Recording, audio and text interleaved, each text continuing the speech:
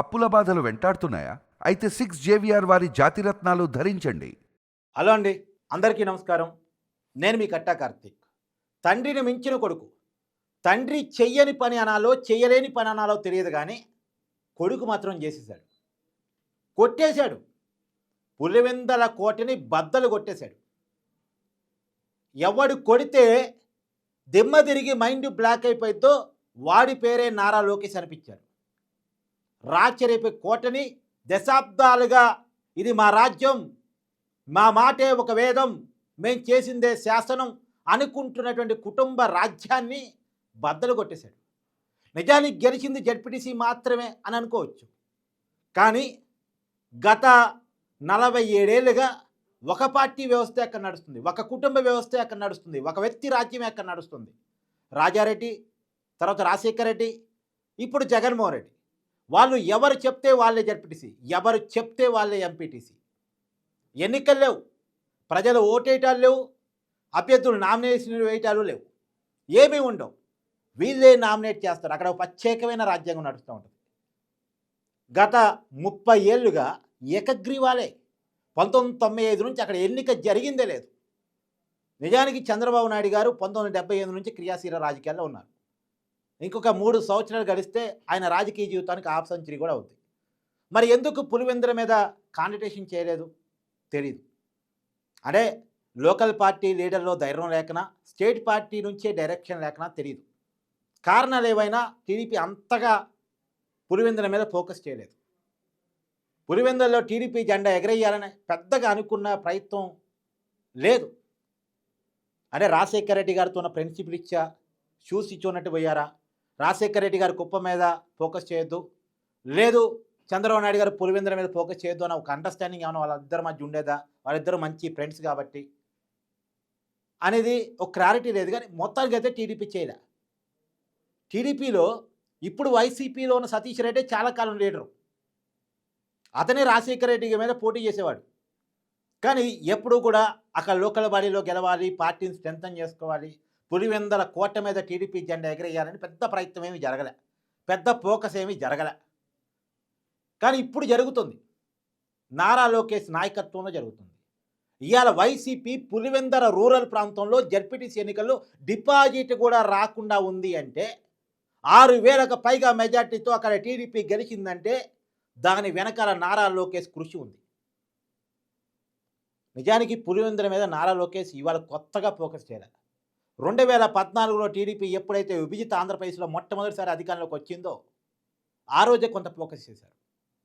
అప్పుడు జరిగిన స్థానిక సంస్థల ఎమ్మెల్సీ ఎన్నికల్లో బీటెక్ రవి గెలిచారు, మీకు గుర్తుంది కదా. ఆ టైంలో వైసీపీకి సంబంధించిన కొంతమంది మనుషులు కూడా టీడీపీ కోఆపరేట్ చేశారు. అంటే వివేకానంద రెడ్డి గారి మీద కోపంతో వైఎస్ అవినాష్ రెడ్డి కూడా కొంత ఆ రోజుల్లో బీటెక్ రవికే కోఆపరేట్ చేశారు. వైసీపీలో ఉన్న అసంతృప్తిని కెన్క్యాచ్ చేసుకొని టీడీపీ ఆ రోజు అక్కడ ఎమ్మెల్సీ ఎన్నికలు గెలిచింది. ఆ రోజుల్లోనే పెద్ద వార్త వైఎస్ వివేకానంద రెడ్డి గారి ఓటమి కడప జిల్లాలోని. తర్వాత సరే 2019 ఎన్నికల్లో టీడీపీయే ఘోర పరాజయం పాలైంది. నారా లోకేష్ కూడా ఓడిపోయారు మంగళగిరి నుంచి. అది టీడీపీకి భారీ ఓటమి, వైసీపీకి భారీ విజయం ఆ ఎన్నికల్లో. సరే కొంత ఒక రకంగా దిగులు పడాల్సిన పరిస్థితి అయినా సరే నారా లోకేష్ గ్రౌండ్లోకి టీడీపీని తీసుకెళ్లడంలో పెద్ద ఎత్తున ఫోకస్ చేశాడు. వైసీపీ మీద ఎక్కువ కాంటెస్టేషన్ చేశాడు. వైసీపీ నిజానికి నారా లోకేష్కి ప్రేరణ ఎవరు? జగనే. జగనే ప్రేరణ. నారా లోకేష్ని రెచ్చగొట్టింది జగనే. డీగ్రేడ్ చేశాడు, పర్సనల్ క్యారెక్టర్ అసాసినేషన్ చేశాడు. నారా లోకేష్ నాయకుడే కాదన్నాడు. నారా లోకేష్ వల్ల ఏమవుతుంది అన్నాడు. నారా లోకేష్కి పప్పు అని ఒక ట్యాగ్ లైన్ దగ్గరించి సోషల్ మీడియాలో తిప్పాడు. ఎంత తిట్టారో అంత రాటుదేరాడు. అంత రాటుదేరి కుప్పంలో వైసీపీ చేసిన పనులన్నీ చూశాడు. నామినేషన్లు కూడా వేపించకుండా కుప్పంని ఎలా వైసీపీ ఆ రోజు లోకల్ బాడీ ఎన్నికల్లో 2021లో క్యాప్చర్ చేసిందో దగ్గర నుంచి చూశాడు. ఇలా ఉందా? సరే, ఇవన్నీ నేను రెడ్ బుక్లో రాసుకుంటా, నేను అధికారంలోకి వస్తాను, నాకు ఒక డే వస్తుంది, ఆ రోజు నేనేంటో చూపిస్తా అన్నాడు. పాదయాత్రకు వెళ్ళాడు, జనంలోకి వెళ్ళాడు, పార్టీని ఫోకస్ చేశాడు, కార్యకర్తలను ఫోకస్ చేశాడు, పార్టీ నిర్మాణం మీద దృష్టి చేశాడు. నిజానికి పార్టీ నిర్మాణం మీద గత కొన్నాళ్ళుగా నారా లోకేష్తే దృష్టి, చంద్రబాబు నాయుడు గారిది కాదు. పార్టీ మీద, పార్టీ యంత్రాంగం మీద, పార్టీ కార్యకర్తల మీద, పార్టీ నడవడిక మీద మొత్తం నారా లోకేషే దృష్టి పెట్టాడు. మొన్న టిక్కెట్ల కేటాయింపు కూడా మొత్తం నారా లోకేషే. మొన్న మంత్రివర్గం కూర్పు కూడా మొత్తం నారా లోకేషే. ఇప్పుడు పరిపాలనాపరమైన విధానాలు చంద్రబాబు నాయుడు గారు ఫోకస్ చేస్తున్నారు. కానీ పార్టీ పరమైనటువంటి కార్యక్రమాలన్నీ కూడా నారా లోకేషే కాంట్రిబ్యూషన్ చేస్తున్నాడు. మొన్న ఎన్నికల్లో కూడా పులివెందుల్లో జగన్మోహన్ రెడ్డి మెజార్టీని తగ్గించడం, దాంట్లో కూడా నారా లోకేష్ కొంత సక్సెస్ అయ్యాడు. 2019 ఎన్నికల్లో జగన్మోహన్ రెడ్డి కేవలం 61,000 ఓట్లే.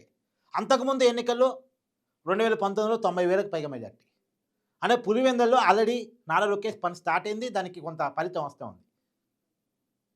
మొన్న నారా లోకేష్ మళ్ళీ అదే మంగళగిరి నుంచి గెలిచారు. నిజానికి ఇక్కడ మనం క్లియర్గా గమనించాల్సింది ఏంటంటే, జగన్మోహన్ రెడ్డి ఏమో రాజశేఖర రెడ్డి కోటరీ కుటుంబ పరంగా వారసత్వ పరంగా వచ్చినటువంటి పెట్టని కోటైన పులివెందులో సేఫ్ జోన్ సీట్లో గెలుస్తూ వస్తున్నాడు. నారా లోకేష్ మాత్రం ఎప్పుడూ టీడీపీ గెలవని సీటు మంగళగిరి. 1993 తర్వాత ఈ రోజు వరకు టీడీపీ ఏనాడు గెలవని సీటు.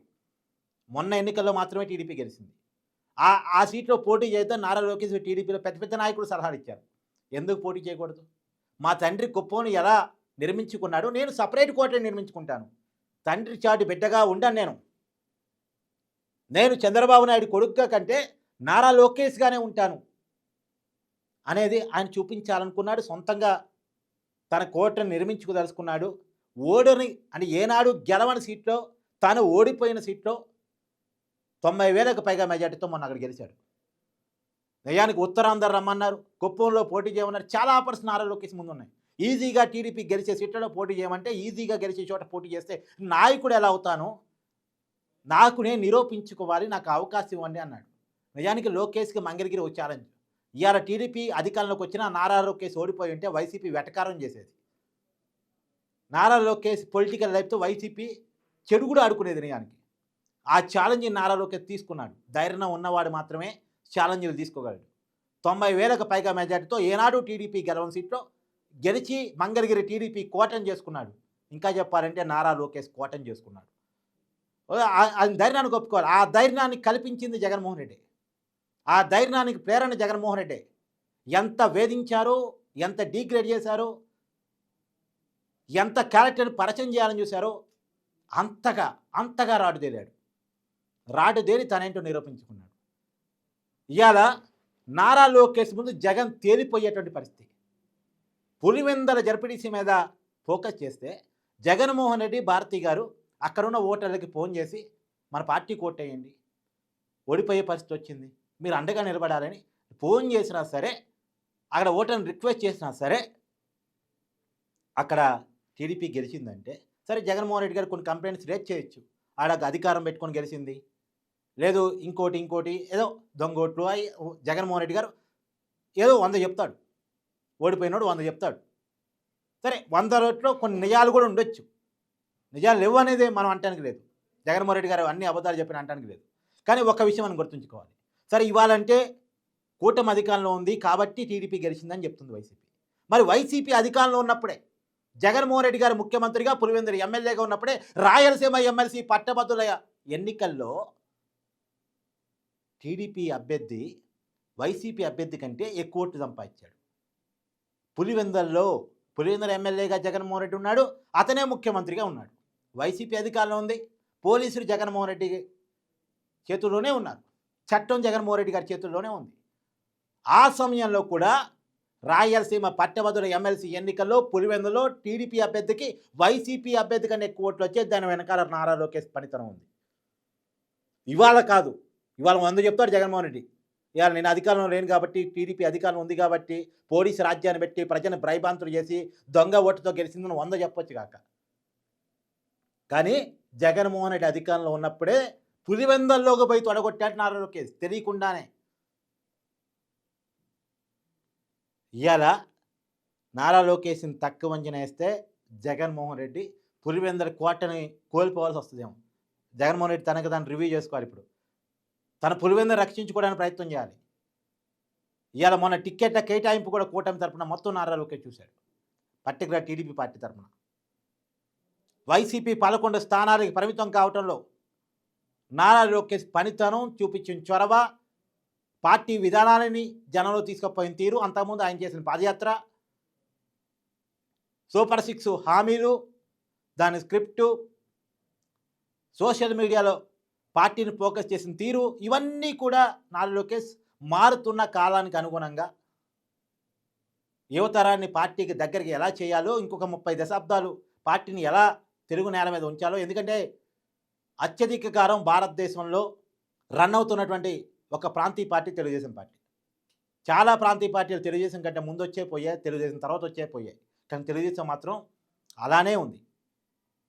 దానికి కారణం ఎన్టీఆర్, తర్వాత చంద్రబాబు, ఇప్పుడు నారా లోకేష్ అదే లీడ్ని తీసుకుంటున్నారు, అదే ప్లానింగ్తో వెళ్తున్నారు. ఒక టైంలో టీడీపీ ఇక లేదు, బీజేపీలు విలీనం అన్నారు, లేదు ఇంకెవరో వచ్చి క్యాప్చర్, ఏదో రకరకాల ప్రచారాలు చేశారు. ఎక్కడా తొనకలేదు, ఎక్కడా బెనకలేదు, ఎక్కడా అదరలేదు, ఎక్కడా లొంగలేదు. ఇవాళ పులివెందులకు పోయి పులివెందులో తొడగొడితే పులివెందుల పులి అనుకున్న వాళ్ళు పరారి కావాల్సిన పరిస్థితిలో పడ్డారు. ఇప్పుడు ఖచ్చితంగా పులివెందుల్లో టీడీపీ బోని అనకారు, నిజంగా బోని అనాలి. ఎందుకంటే జడ్పీటీసీ ఎన్నికల పోటీయే లేదు ఇంకెక్కడ గెలుపు అనేది.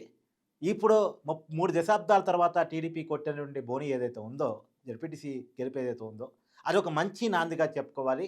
దాని వెనకాల కృషిని మనం ఒప్పుకొని తీరాలి. సరే, టీడీపీ గెలవటం, వైసీపీ గెలవటం మనకు రాజకీయాల సంబంధం లేదు, పక్కన పెట్టేద్దాం. కానీ ప్రజాస్వామికులుగా, జర్నలిస్టులుగా మేము అభినందించేది ఏంటంటే, ప్రజాస్వామ్యం గెలిచేరా ఎన్నికలు జరిగాయి. 3 దశాబ్దాలుగా అక్కడ ఎన్నికలు లేవు, ఎన్నికలు జరిగాయి.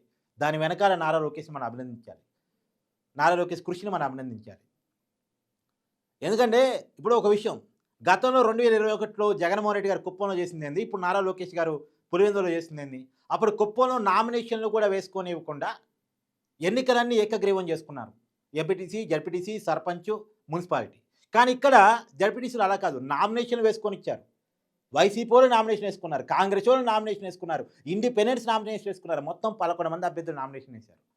Democracy process. తర్వాత ప్రచారం చేసుకున్నారు, వైసీపీ వాళ్ళు ప్రచారం చేసుకున్నారు, కాంగ్రెస్ వాళ్ళు ప్రచారం చేసుకున్నారు, టీడీపీ వాళ్ళు ప్రచారం చేసుకున్నారు. సరే, ప్రచారంలో ఒకరినొకరు కొట్టుకోవచ్చు, కొన్ని దాడులు జరగవచ్చు. పులివెందుల ప్రాంతంలో కొన్ని దాడులు మనం ఎక్స్పెక్ట్ చేసేదే. అలాంటి చోట ఏం దాడులు జరగవని మనం అనుకోవడానికి లేదు, దాడులు జరుగుతాయి అక్కడ. సరే, ఎవరు తప్పు పక్కన పెట్టేస్తే, మొన్నటిదాకా వైసీపీ కొడితే టీడీపీ పాడేది.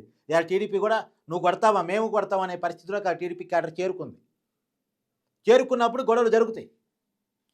జరగలేదు అని నేను అన్ను, నేనేమో అబద్ధాలు రిపోర్ట్ చేయను, గొడవలు జరిగాయి. కానీ పులివెందుల్లో మనం ఎక్స్పెక్ట్ చేసిన స్థాయిలో కాదు. పులివెందులు అంటే బాంబులు వేస్తే, కత్తులు వేస్తే, ఏదో ఒక సినిమాటిక్ ఊహించుకుంటాం కదా, అలా కాదు. ఒక పద్ధతిగానే చెదురుముదురుగాతో బయట ఎలా ఎన్నికలు జరిగినప్పుడు కొన్ని సంఘటనలు జరుగుతాయి, అలానే జరిగాయి, అలాంటి దాడులే జరిగాయి. మన ఎన్నికల్లో కూడా అదే జరిగాయి. పోలింగ్ జరిగింది, 77% మంది ప్రజలు పాల్గొన్నారు, అది కూడా మన కళ్ళ ముందు కనపడింది. పోలింగ్ జరిగింది, పోలింగ్లోనే టీడీపీ గెలిచింది. పోలింగ్ చేసుకొని టీడీపీ గెలిచింది, పోల్ మేనేజ్మెంట్ చేసుకొని టీడీపీ గెలిచింది. అసలు ఓటే జరగనీయకుండా, పోలింగే జరగనీయకుండా, నామినేషన్లే వేయనీయకుండా, ప్రచారమే చేయనీయకుండా ఏకగ్రీవం చేసుకోలే. అంతా ప్రజాస్వామికంగానే జరిగింది. కుప్పంలో జగన్మోహన్ రెడ్డి గారు అధికారంలో ఉన్నప్పుడు చేసినట్టు చేయలే, అంతా డెమోక్రటిక్ ప్రాసెస్లోనే జరిగింది, టీడీపీ గెలిచింది. అది ఇక్కడ మనం నారా లోకేష్ని ఒప్పుకొని తీరాల్సిన తీరు. థ్యాంక్ యూ అండి.